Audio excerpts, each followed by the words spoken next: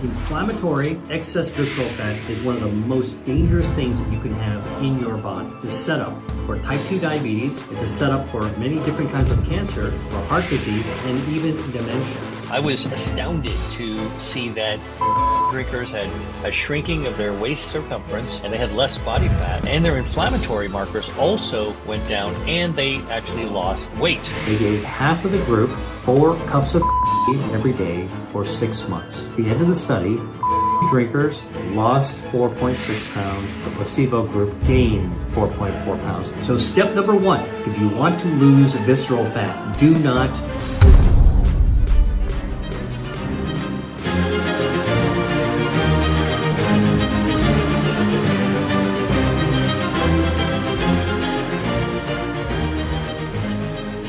If you really want to fight body fat and raise your metabolism, you don't want to fear your food. You want to actually lean into it to look for delicious, healthy foods, eaten at a modest volume, and also eaten at the right time.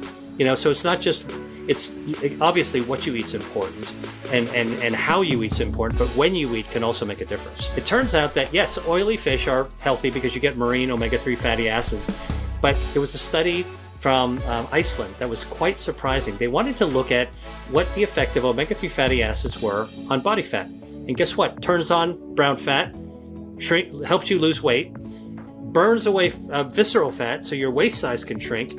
And of course, they found it that eating salmon 3 times a week for 8 weeks will actually cause you to lose up to 15 pounds. All right, so that's a lot of weight. Omega-3s are in salmon, right? It's an oily fish. In fact, I can tell you there's 1,565 milligrams of omega-3, marine omega-3 fatty acids in a 5-ounce serving of salmon. Okay, but here's what's crazy, and I think this is what opened my eye. The same researchers studied what they thought was going to be a non-oily fish like cod. Cod's not considered an oily fish. Cod only has 284 milligrams, not 1,500 of omega-3 fatty acids. Pretty low. Guess what they found?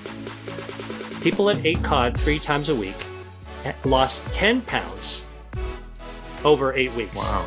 You don't have to eat mackerel and anchovies in order to get adequate omega-3s when it comes to your metabolism to fight fat. Something as low as cod with that amount of omega-3s will do it. So in my chapter, I convert in different seafoods that cod amount of omega-3s. You want 294 milligrams of omega-3s in a serving? Guess what that translates to medium-sized Gulf shrimp. Oh, you only need to eat 4 Gulf shrimp to get as much you get in a serving of cod. How many oysters? You need to eat 8 oysters. You want mackerel, which is really oily? You only need 1 forkful of mackerel to get that amount as a cod. You don't even need that much mackerel. Halibut, which is, a very mild whitefish, right? Not oily. You only need to eat half a piece of halibut half the size of a deck of cards in order to get the same amount of omega-3s as you get in cods. Remember I told you when you actually eat food, your insulin rises in order to draw that energy to load into your cells. Our metabolism is hardwired so that when you're eating and your insulin's going up, our metabolism stays focused on loading up on fuel and not burning it. Okay? When we're not eating, our insulin goes down, our metabolism switches gears like switching train tracks, and basically says, all right, it's time to burn some of that fat stored in cells, and maybe you're burning the fat from dinner, maybe you're burning the fat from yesterday, maybe you're burning the fat from the holidays. But that's actually when you're sleeping, you're actually able to burn. That's the way our metabolism is hardwired. So, here's what I do. I try to give my body as much time to naturally burn fat as possible. If I'm sleeping 8 hours a day from 11 o'clock to 7 o'clock, for example, all right, here's what I do. When I eat dinner the night before, if I eat dinner at 7 o'clock and I put the dishes away at 8, I don't eat anything after dinner. Now, guess what? I put the dishes away at 8 o'clock, I go to bed at 11. I've gained 3 extra hours of fat burning, metabolism, grooming. I'll wait an extra hour before I eat breakfast, okay? Now I've gained an extra hour. So the 8 hours of sleep plus the 3 hours the night before, 11 hours plus 1 extra hour in the morning, I have just spent half my day burning down extra fuel. All right, so what are some foods that you can eat that actually make you feel full, and how do you eat them so you can kind of get to that better desired state? Well, first of all, foods that have a lot of dietary fiber. like chickpeas, legumes, lentils, white beans. I mean, you ever have like a bean taco? All right, like one bean taco will make you eat less dinner later on, right? For lunch, it'll make you eat less dinner later on, and that's because beans, with all that dietary fiber, actually have a satiety effect not only on your gut but also in your brain, and that's a good thing. And that dietary fiber, by the way, has a fringe benefit, a big one, which is that dietary fiber feeds our gut microbiome, and that gut microbiome turns out to be much more important than we thought for longevity. Okay, and this is an area that I'm super fascinated by, because here we are talking about gut health and anti-inflammation and autoimmune diseases and all the current discussion around gut health. All right, turns out the latest research shows that this is as important in ways that we haven't fully figured out yet for longevity. And this was a study done by Cornell in New York, looking at Swedish women who were normal body size or skinny. So you've heard of skinny fat. This is what they were studying.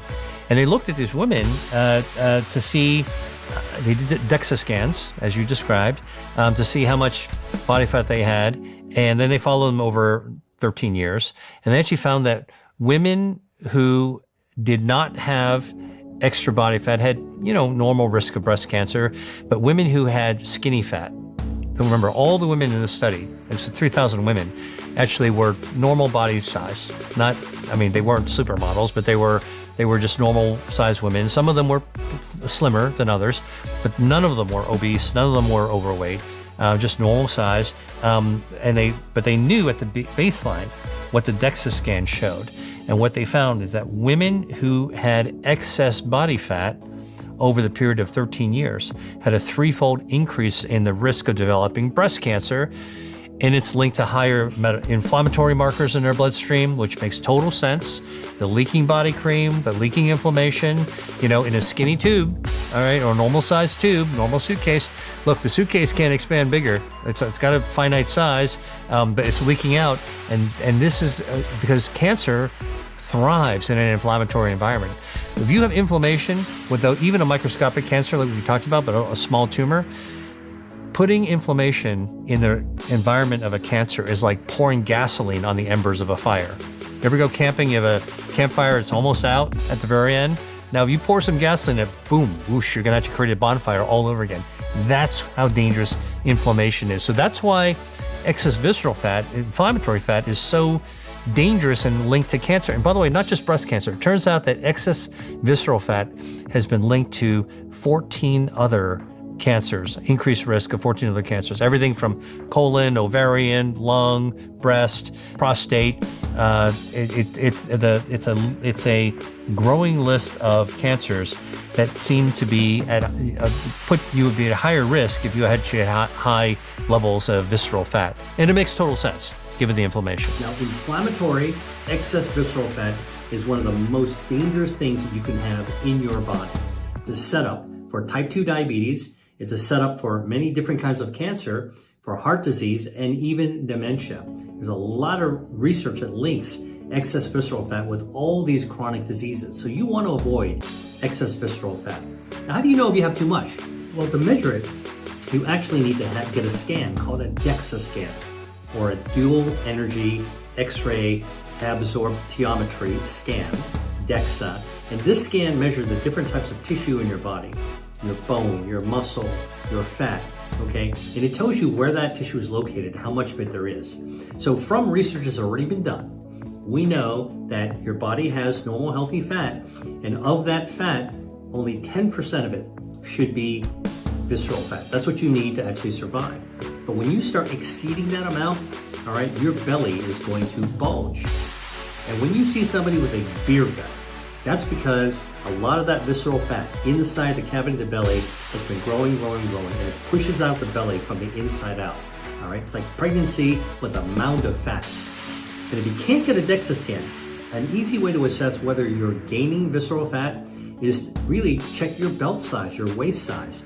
Because when visceral fat grows, it actually expands your waist circumference.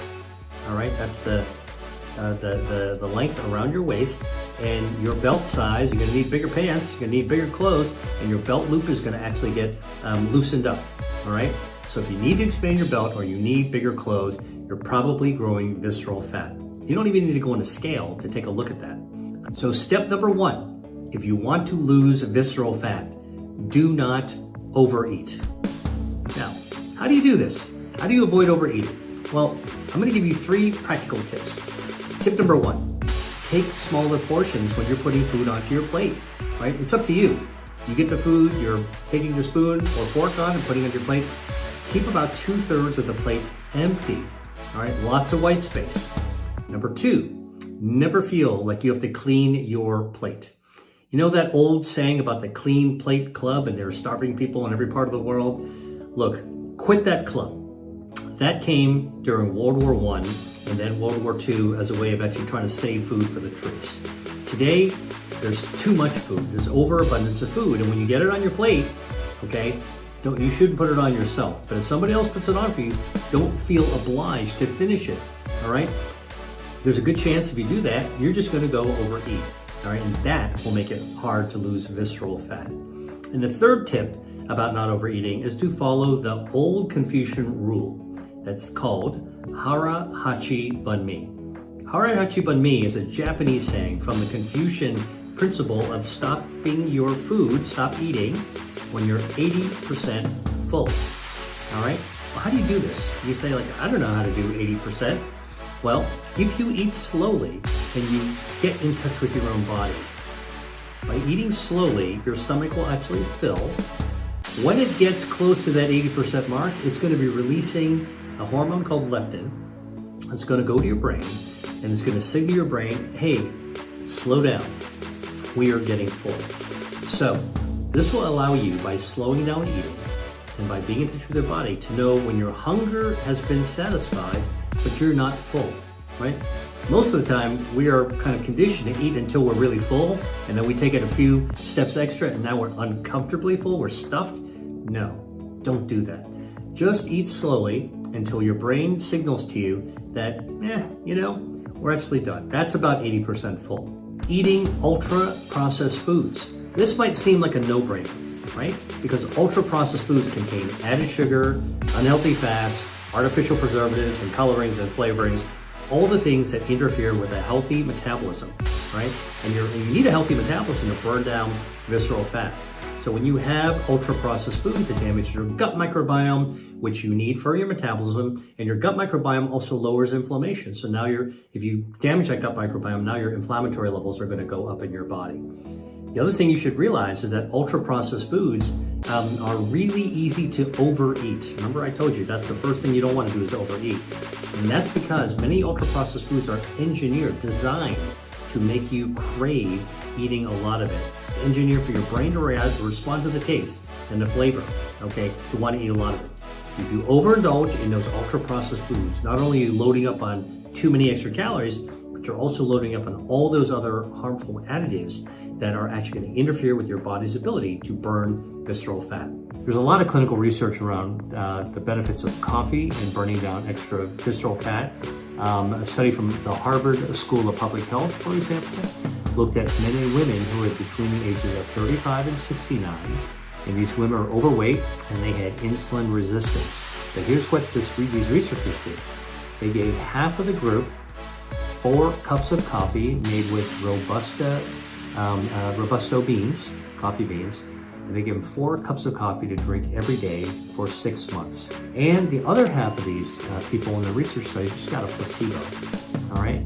And at the end of the study, remember, 4 cups of coffee every day for 6 months, coffee versus placebo, they measured their body composition. So they actually put the people through a scanner. After 6 months, the coffee drinkers, 4 cups a day, shrank their body mass, meaning they shrank their weight by 4.6 pounds. They dropped 4.6 pounds, all right, just under 5 pounds. And they actually shrank their visceral fat just by drinking coffee. Now, what was interesting is that the placebo group, the group that didn't get the coffee, guess what? They were just allowed to eat. I mean, everybody just ate their normal food. The placebo group actually gained 4.4 pounds. So the coffee drinkers lost 4.6 pounds. The placebo group gained 4.4 pounds. Now they separated even more widely. This is due to the chlorogenic acid in the coffee, the caffeine, and the caffeic acid. So drinking coffee is just one way that you can actually take to actually lose harmful visceral fat. So it was a study done by a medical school in Iran. It's the Isfahan University of Medical Sciences. They do a lot of food as medicine research. And they looked at 70 women who are in a diabetes clinic with metabolic syndrome. These are women who had a little bit of extra weight, high blood pressure, high cholesterol, high blood sugar. Those are high, big waist size. This is a high, lots of visceral fat. This is the cardinal signs of metabolic syndrome. Again, on your way to type 2 diabetes. And what they wanted to do with these women is to see what the effect of green tea is. So one group of these women were given 1 cup of green tea to drink 3 times a day. In other words, they got 3 cups of tea a day. That's the dose of tea times 8 weeks. 3 times a day times 8 weeks, right? The other group, the other half, only just got a placebo of warm water. And here's what they found. When they actually measured the body weight and they measured the waist circumference. Remember, tube of the body, right? You got a lot of visceral fat. It's going inside there. It's stretching out the tube, right? That's the beer gut, all right? When you shrink visceral fat, guess what? The circumference, your waist size contracts, and your tube isn't stretched out as much, right? So at the end of 8 weeks, drinking tea 3 times a day, the researchers found that the tea drinkers lost 2 pounds and they had a smaller waist circumference, about almost an inch, 3/4 of an inch. It's like almost 1 belt hole smaller.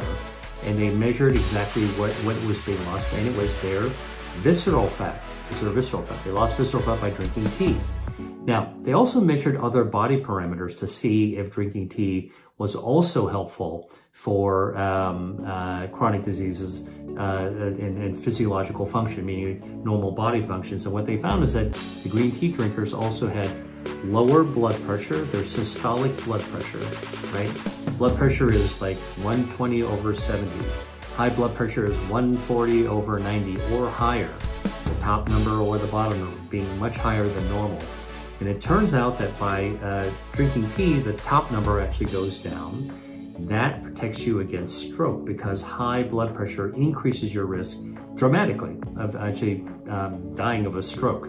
So lowering your systolic blood pressure, really, really helpful. Weight loss tends to attract a lot of attention, which quickly becomes a populist idea. Like people want to believe something that might not be true. So I was always skeptical about apple cider vinegar and weight loss, but then the research starts to come out. And this is where I, myself as a scientist, I have to be honest by saying, I can assume one thing, but if new data comes out that I look at and I critically evaluate, and the data shows that something is true or untrue, I've got to go with the data. So with apple cider vinegar, I was astounded to see that researchers in Japan had been studying a dose-dependent effect of apple cider vinegar on metabolism, and that's weight loss. That's actually a reduction in body composition when it comes to visceral fat. That's lowering of inflammatory markers in the blood. The real research that one does in food as medicine, not the woo-woo stuff. And what I saw was really quite remarkable. First, in one of these research studies, they gave people what they called low dose, which is 1 tablespoon of apple cider vinegar, versus high dose, which is 3 tablespoons of apple cider vinegar. So if you imagine in your kitchen taking out a bottle of apple cider vinegar and pouring 3 tablespoons in it into a small cup. All right, that 3 tablespoons is pretty easy to drink if you had to. It's a quick shot. Well, they studied this daily over the course of a month.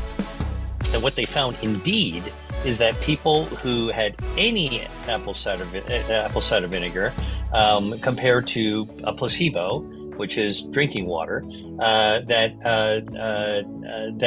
any apple cider vinegar would actually shrink waist circumference, which is the size of your waist, and the waist circumference reflects how much fat is in the tube of your body, right? So, and that's visceral fat inside there. So over the course of a month, apple cider vinegar drinkers had a shrinking of their waist circumference, and they had less body fat, and their inflammatory markers also went down, and they actually lost weight when you looked on a scale. That's pretty amazing to me that you can do a study to show that this works. Now, a couple of fine points. The people who had the higher dose, 3 tablespoons of apple cider vinegar, lost more weight, lost more body fat than the ones who had 1 tablespoon. And that's a dose response, which is a good sign that there's something real biologically going on. All right. Usually if it's sort of, look, you can have different kinds of dose responses. This one was pretty convincing that something was working. If a little bit is good, a little bit more can actually have even a greater effect and lost more fat. And the fact that the type of fat that was lost was visceral fat. That is the harmful inflammatory fat that we really want to deal with, especially, by the way, in Southeast Asians. That's really the kind of the apple shape that people can become as they get older. And the apple is really where the waist size expands, because you wind up actually growing more visceral fat. Visceral means guts, and visceral fat is a fat that kind of naturally grows around the guts. But when it builds up, you expand your waist size. So you want to kind of reverse that. Apple cider vinegar actually works. Now, a couple of things about it. When you break it down into what is actually happening, because I always ask, does something work in people? It doesn't work in people. Like we've cured cancer in mice for years. Doesn't mean that it's going to work in people, but something that works in people, now it's worth going back into exploring what's the mechanism of action? Like an inquiring scientist always wants to know. So guess what? It's not the apples in apple cider vinegar. It's not the apple source. It's the vinegar. It's the acetic acid. All vinegar is made with acetic acid. In fact, acetic acid is a definition of vinegar. It's another name for vinegar. So the chemists call it acetic acid. The chefs call it vinegar. All right. And vinegar actually works by preventing fat cells in our body. These fat cells are called adipocytes. Adipose, fat, site, cell. Vinegar, acetic acid, prevents fat cells from expanding. All right. And it also impedes your body's own ability to make new fat cells. So we all are born with fat cells. They expand. It's our fuel tank. If you are still eating and you're building more fat, your body can make new fat cells with stem cells. So now you actually create more fuel tanks and you can grow your fat mass.